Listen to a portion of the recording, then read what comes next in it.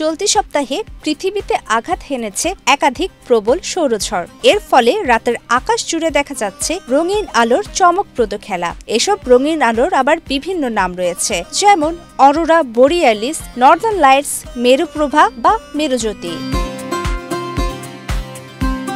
যুক্তরাষ্ট্রের national oceanic and atmospheric administration জানিয়েছে, গত কয়েকদিনে সূর্য তীব্র সক্রিয় হয়ে উঠেছে। সূর্য থেকে নির্গত হয়েছে শক্তিশালী সৌর বিকিরণ বা করোনাল মাস ইজেকশন। এটি ঘন্টায় প্রায় 16 লাখ কিলোমিটার বেগে পৃথিবীর দিকে ধেয়ে আসে।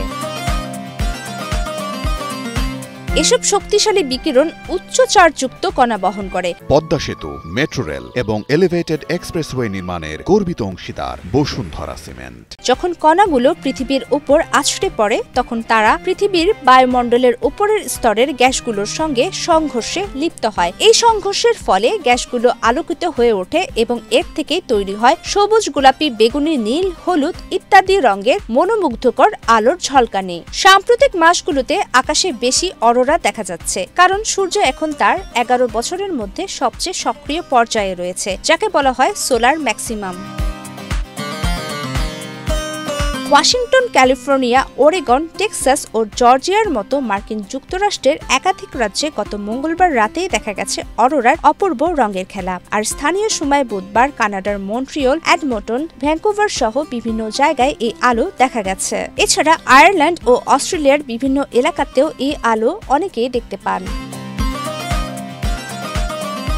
সৌরঝড় মানুষের কোনো সরাসরি ক্ষতি করে না, কারণ পৃথিবীর বায়ুমণ্ডল এই বিকিরণ থেকে আমাদের রক্ষা করে। তবে এর ফলে সাময়িকভাবে যোগাযোগ ব্যবস্থা, জিপিএস, স্যাটেলাইট যোগাযোগ, এমনকি বিমান চলাচলের রেডিও সংযোগও বিঘ্ন ঘটতে পারে। ইতিহাসে এরকম শক্তিশালী সৌরঝড় খুবই বিরল। 1859 সালের ক্যারিংটন ইভেন্টে ইউরোপ ও উত্তর আমেরিকায় টেলিগ্রাফ ব্যবস্থায় আগুন ধরে যায়। 1972 সালে যুক্তরাষ্ট্রের নৌবাহিনীর মাইনগুলো ভিয়েতনামে অনিচ্ছাকৃতভাবে বিস্ফোরিত হয়েছিল সূর্যের তীব্র ঝড়ে।